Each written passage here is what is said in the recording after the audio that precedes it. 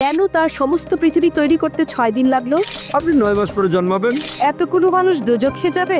তিনি অবাক হচ্ছেন, এতগুলো মানুষ কিভাবে দোজখে যাবে? বিশ্বের অন্যতম জনপ্রিয় ইসলামী বক্তা ও প্রভাবশালী ধর্মীয় চিন্তাবিদ ডাক্তার জাকির নায়েক। মুম্বাইয়ে জন্ম নেওয়া চিকিৎসক থেকে ইসলামী চিন্তাবিদে পরিণত হওয়া ডাক্তার জাকির নায়েকের জনপ্রিয়তা একসময় ভারতের গণ্ডি পেরিয়ে ছড়িয়ে পড়ে সারা বিশ্বে। কিন্তু কখনো বাংলাদেশে আসা হয়নি তার। এবার ফুরোচ্ছে সেই অপেক্ষা। ডাক্তার জাকির নায়েকের প্রতিটি বক্তব্যে থাকত কোরআন, হাদিস, বাইবেল, বেদ, উপনিষদ সহ বিভিন্ন ধর্মগ্রন্থের উদ্ধৃতি, যা তাকে আন্তর্জাতিক অঙ্গনে এক অনন্য আলোচকে পরিণত করে। তার বক্তৃতার মূল বিষয়গুলোতে থাকে আল্লাহর একাত্মবাদ, কোরআন ও হাদিসের ব্যাখ্যা, ইসলাম ও অন্যান্য ধর্মের তুলনামূলক আলোচনা, আধুনিক বিজ্ঞান ও ধর্মের সমন্বয়। তাই তো বিশ্বব্যাপী তিনি আকাশচুম্বী জনপ্রিয়তা অর্জন করতে থাকেন।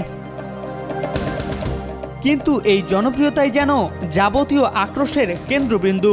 2016 সালে ঢাকার হোলি আর্টিজান হামলার পর ভারতীয় গণমাধ্যমে দাবি করা হয় হামলাকারীরা নাকি ডাক্তার জাকির নায়েকের বক্তব্যে অনুপ্রাণিত হয়েছিলেন।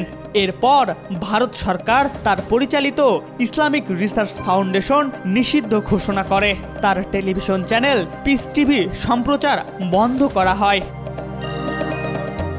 একই সময়ে বাংলাদেশ সরকারও তার বক্তব্য প্রচারে অনুমতি বাতিল করে।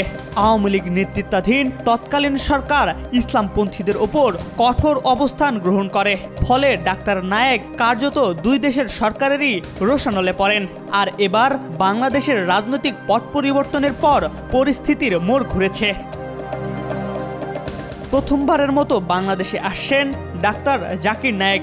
জনপ্রিয় এই ইসলাম প্রচারক আগামী নভেম্বর মাসে ঢাকায় অংশ নিতে যাচ্ছেন এক বিশেষ মেগা ইসলামিক লেকচারে। তবে ডাক্তার জাকির নায়েকের এই সফর বাণিজ্যিক নয়, বরং ইসলামী শিক্ষা ও সমাজে ইতিবাচক বার্তা ছড়িয়ে দেওয়ার উদ্দেশ্যে একটি চ্যারিটি প্রোগ্রাম।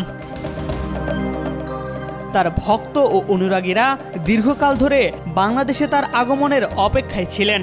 ধারণা করা হচ্ছে তার এই সফর দেশের ধর্মীয় আলোচনায় এক নতুন মাত্রা যোগ করবে এবং হাজার হাজার মানুষকে অনুপ্রাণিত করবে।